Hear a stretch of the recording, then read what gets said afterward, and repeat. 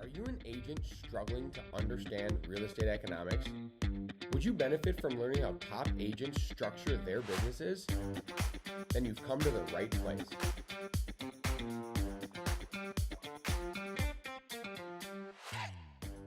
And welcome to the Nerdy Agent Podcast, where we teach you the basic economic and business principles you need to thrive in today's real estate market. This is Josh filling in for your usual host, Luke, while he gallivants around Italy today. Age, what do you think of the intro? Did I meet Luke's expectations? You did okay. I think that you were going to put in there that you typically teach you the basic economic and business principles. Yes. And today we're definitely not going to be doing that. We are not. We'll be back in the normal cadence next week with the full crew. But with Luke out, we thought it'd be fun to do a non-traditional pod this week. So we posted on Instagram. We did an Ask Us Anything because that's what the cool kids do, I think, these days. And we collected a bunch of questions we're going to go through today. You excited? I am excited. And it wasn't just Instagram, everybody. You can see we're in a new location here. Right out here, you wouldn't believe it, but there were about 25 live fans out here earlier. Jeff, insert fans and in the video. They asked all of these questions, to be honest. So, and we're getting them for the first time here. So our host, or our producer, Haley, a.k.a. Hailstorm, a.k.a. get a new roof with that hailstorm, created all these questions for us. So we're going to just go through them here live, and hopefully it'll be fun. We'll let us know what you think of this format, because we can definitely do this again. But the first question I got here is, why did you guys decide to start a podcast? Do you want me to kick off the answers, or do you want to answer some of your own questions? Let's just go back and forth and just figure it out. I mean, we can just do it. So it was actually Luke's idea. He was funny that we're answering questions without Luke. I know, that right? He had the idea for. So Luke was looking for just like answers to some basic economic things, how they pertain to real estate, and he couldn't really find a podcast that answered those questions. So then he said to us, "Hey, do you guys want to do a podcast?" And away we went. It's usually like how it works. It's like, this is a fun idea. Why don't we just do this? We're like, okay. So yeah, I think the general gist of it is we do tend to feel like there's too many people in our industry that are really salesy, and most of the information and content that's published around real estate is like how to crush an open house, and stuff like that. And we wanted to make sure that you were getting a unique perspective that's much more driven around the stuff that we nerd out about, right? The numbers, the marketplace, what we think is happening. And that's why we thought it was at least original enough or unique enough compared to what else is out there that it might be value added. So that's why we decided to do it, and hopefully it's been that way for folks. What do you think 2023 will look like in the real estate industry, Josh? Oh boy. No pressure on this one. I mean, there's a lot of fear out there. We've talked about this on prior podcasts.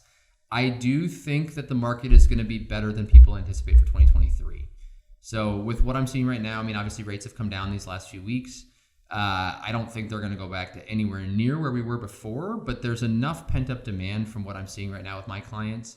And frankly, I think that there is enough of a limit of the inventory right now in terms of the shortage that I think market's going to still be pretty solid, and that there'll be benefits for both sellers to get out and put houses on the market because there's just nothing out there, and pricing will still stay relatively okay.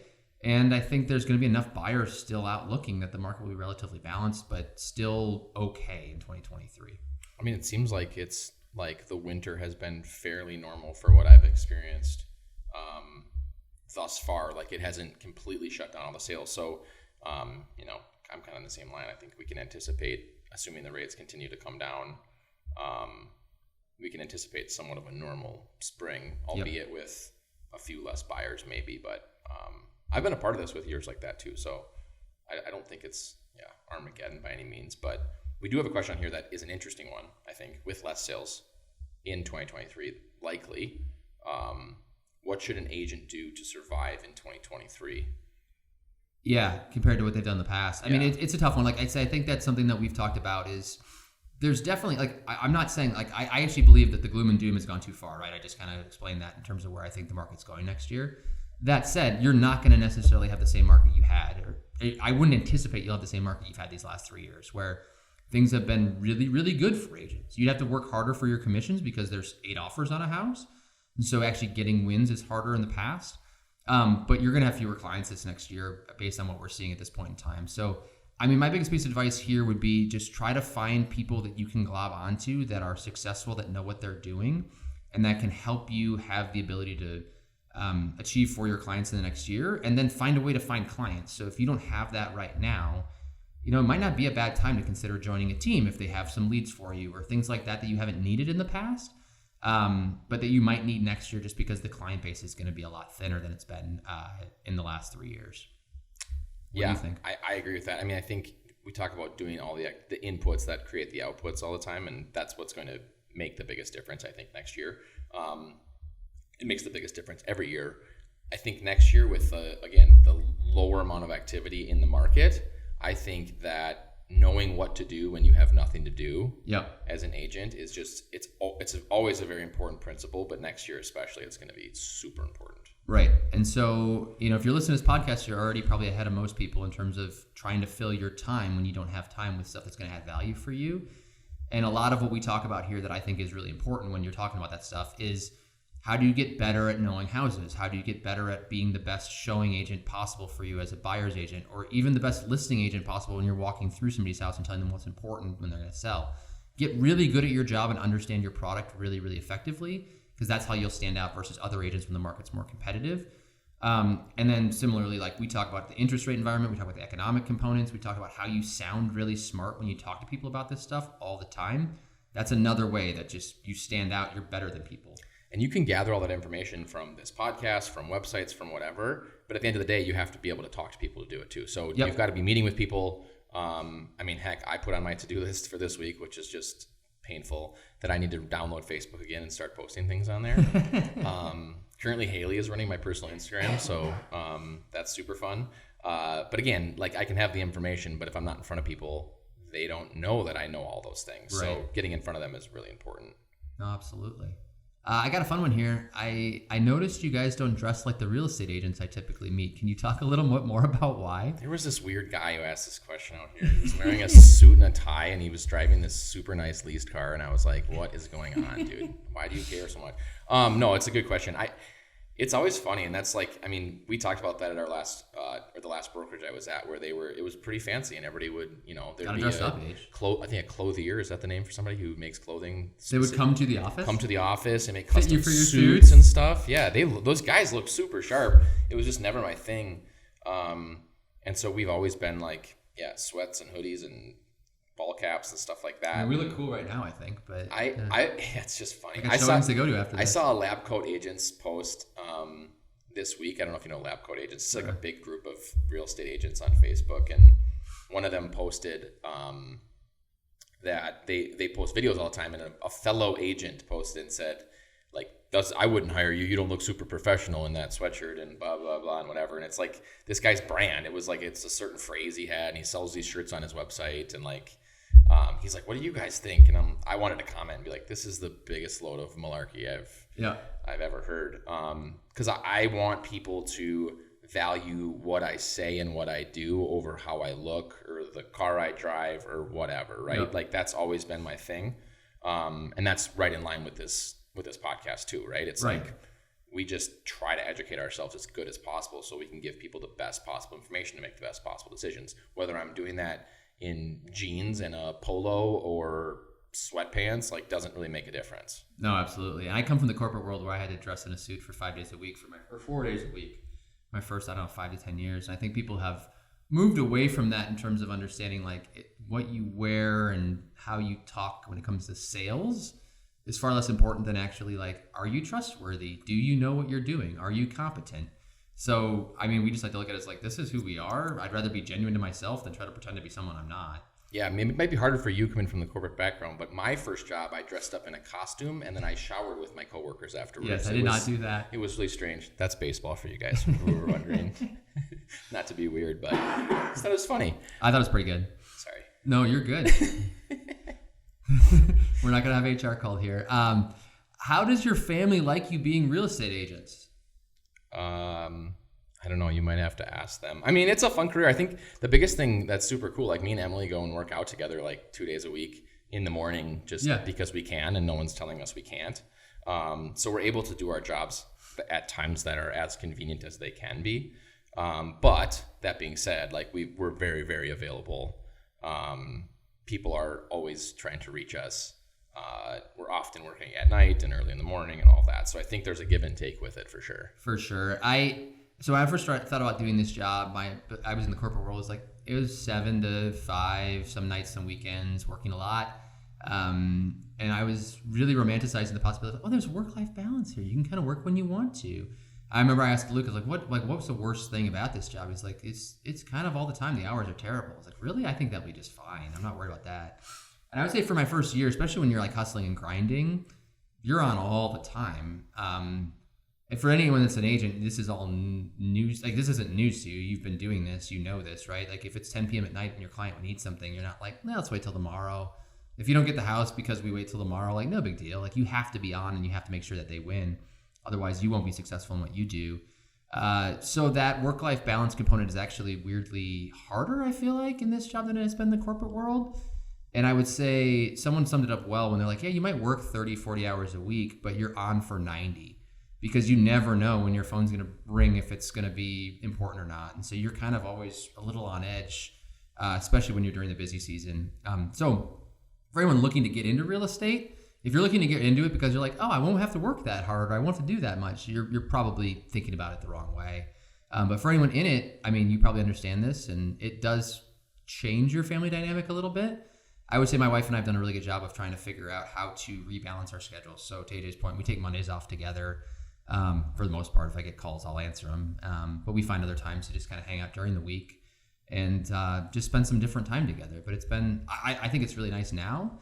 But when I have to do showings at 7 o'clock tonight, my wife's wondering why I don't have to do bedtime, right? So, Totally fair.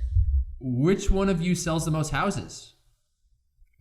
This is a bad question. I don't like this question at all. I think no, AJ has sold the most houses and sells the most houses. At the height of my sales, I sold 70 homes in 1 year. I've since backtracked after that. Most years I sell somewhere between 40 and 50 homes. Yeah, Luke's over 30 this year. I'm at almost 30 this year. So all of us are having a pretty good year. But AJ still got the gold standard. Who was the jerk out in the audience trying to make everybody fight over who sells the most houses? Let's see, who can we make angry today? That guy came in and left so fast. I'll tell you what, when he asked that question. Well, how funny the next question. How do you all get along and work together so well as family members in business together? Did the same person ask us 2 questions? I don't know.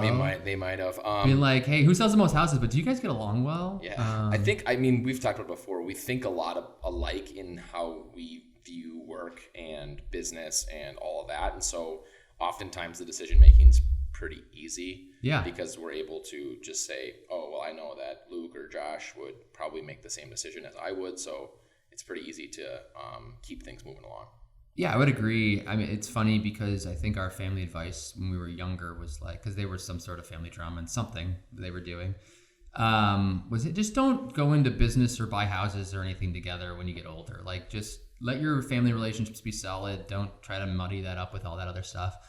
And so, of course, we decided to become all realtors together, start a rental property business together, help support the team together. We basically just hang out all day, every day together doing work stuff. So far, though, what we've decided is like our family relationships always come first. It's like our main motto when we talk about this stuff. So if there's ever anything that's causing drama in the business, we have to talk about it from both the family side and the business side.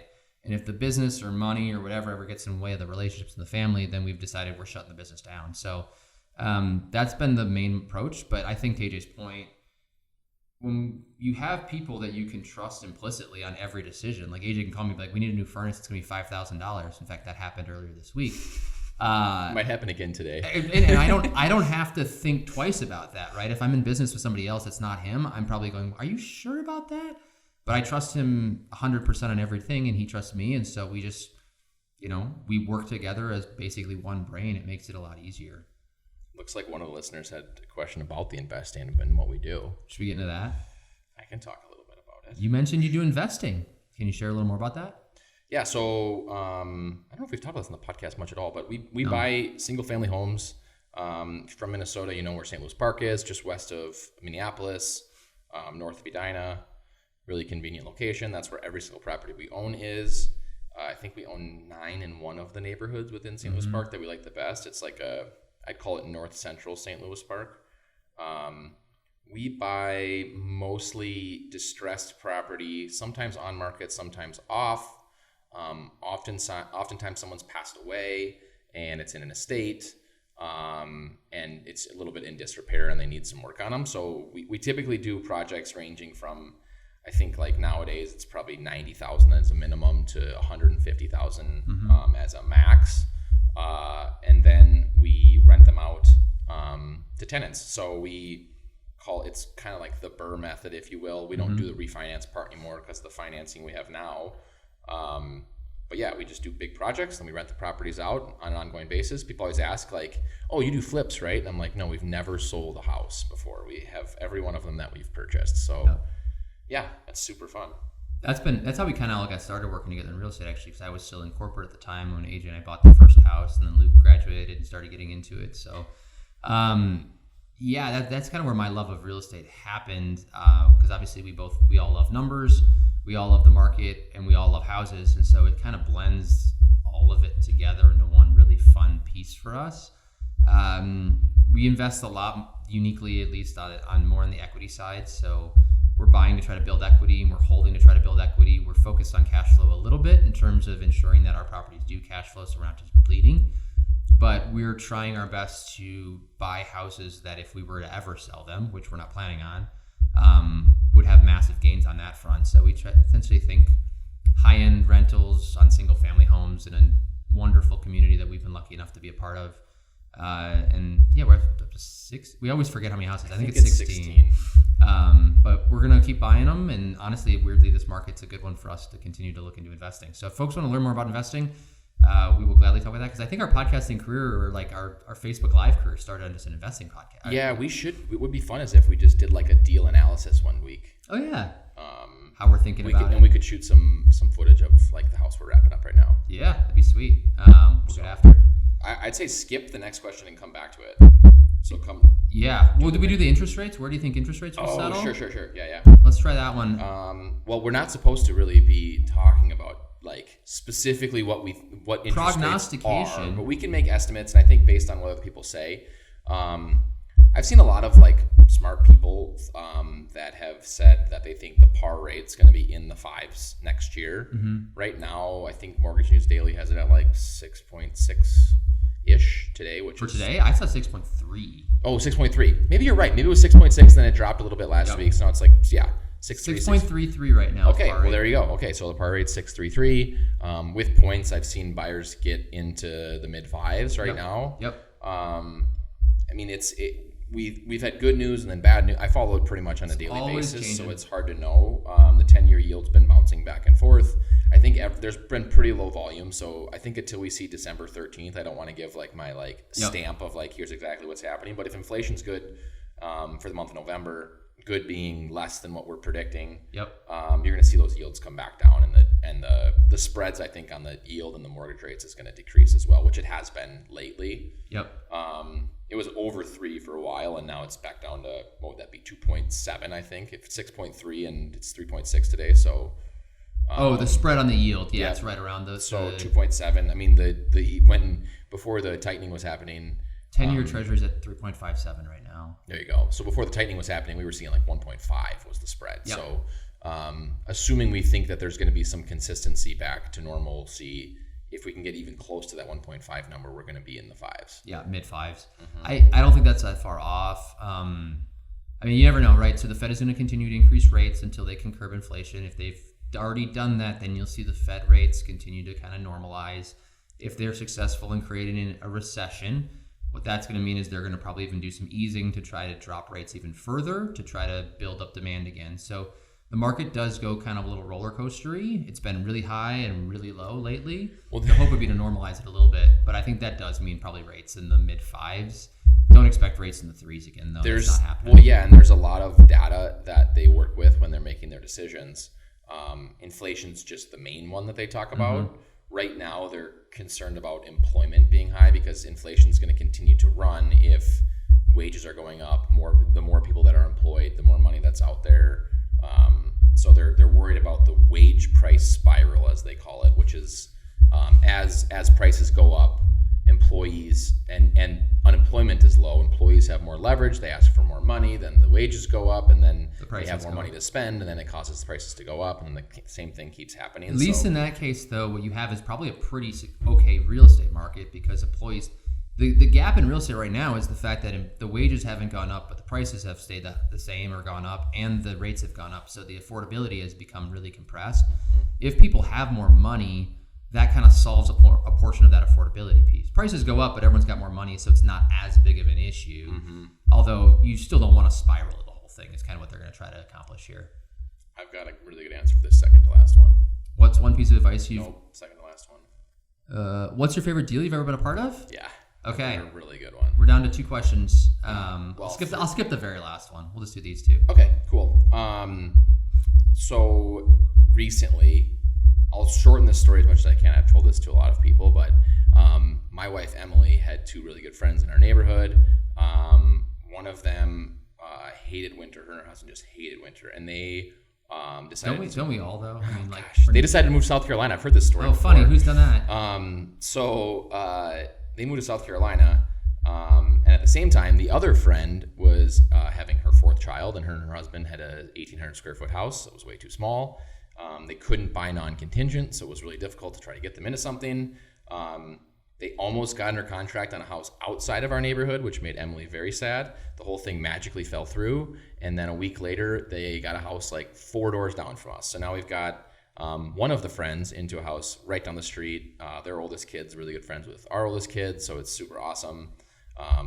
The other ones that moved to South Carolina called me a year after they moved, and she said, I want to raise my kids with your wife. I can't live here. Like, I'm going to hate the winter, but that's okay. Like, I want to be around Midwest people. And so we want to move back and build a house in the neighborhood. Like, that's a non-starter outside the neighborhood. So they have to be in the neighborhood. So a couple homes have come and gone. They haven't been great fits. We try to find off market. But when you're tearing down in the area that we live in, it's just really difficult because the pricing's so hard.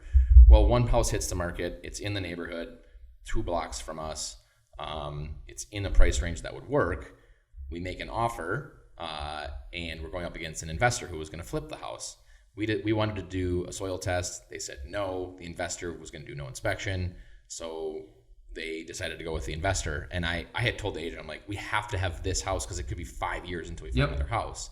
And he's like, I'm sorry, but we're going with them. And so it was just this like super sad, like, oh crap, that might have been our only opportunity. Well, the next day I went on to the MLS and I found out that the pending agent for the buyer was a friend of mine. So I texted him and I was like, dude, what the heck, man? Like, I needed that house. Like, it might be 5 years till I get another house for these people. And he's like, oh, it's kind of funny you reached out. Like, my buyer actually got another deal under contract, like just this afternoon. It was a better deal for us for a flip. And so we're going to buy that one. And we don't really need the one that we're talking about anymore. And I said, you don't need that house anymore? And he's like, no. I'm like, well, can we work out a deal? And he's like, yeah, let's figure it out. So we worked out a deal. My buyers ended up paying, our friends ended up paying $5,000 more than they were going to. They got their soil test done. It passed all good. Nice. And we closed the deals within an hour of each other. And the original seller never even knew about it. That's awesome. It was amazing. So that's my favorite deal for sure. So I'm excited to start sharing some of the progress over there as they tear it down and start rebuilding it. So that's fantastic. I mean, I think that's part of the reason we got into this, right? Like, I think I tell people the reason I left corporate and did this was, one, that I wanted to hang out with my brothers all day long. But 2, I wanted to help people. And I think there's been some really cool moments where I've had that opportunity doing this in a way that I never had to do in the corporate world. I tell everyone my favorite deal was a $200,000 house that I sold. And I didn't make a ton of money on the deal, but I helped this woman who had lost everything from a husband that had done some pretty terrible things and was now in prison, and resulted in her having to go bankrupt. She spent years of her life saving money and fixing her credit to the point where she could then have the opportunity to buy a house. She found a place in her school district for her child that she's had been living in her childhood bedroom with since she had to move back to Minnesota to get away from her husband, and was able to win this house in multiple offers by just begging and pleading and trying to get this agent to accept it. And it was just really cool to call her and tell her she actually won, because she was completely in awe to the point where I just heard nothing but tears in the other line. And I don't know, to be able to impact someone's life that way was really, really impactful on me. I get emotional talking about it, to be completely honest, just because you don't get many opportunities in your life to help somebody like that. And I don't know. She's really excited. She's really happy, and I'm just happy for her that we had that opportunity. That's awesome. Yeah. So I think the gist of it is what I tell people that are trying to get into this business is don't get into this business to try to make a bunch of money. Get in this business to help people, and making money will be a byproduct of you doing a really good job to help people. In fact, I talked to her a couple weeks ago, and she mentioned another single mom that she thought might be a good fit for me to work with, because she thought I was so helpful for helping her as a single mom. So I don't know, it's an honor to get to help people every single day, and that's what you should be focused on when you get in this business. Do we have time for one more? No more time. We're out. All right. Well, I'll leave you with my story. Thank you for your time today. Hopefully you guys enjoyed this, but we'll be back soon, and we'll have Luke, and we'll be better. And hopefully in the meantime, you guys will be better. We'll see you next week. See ya.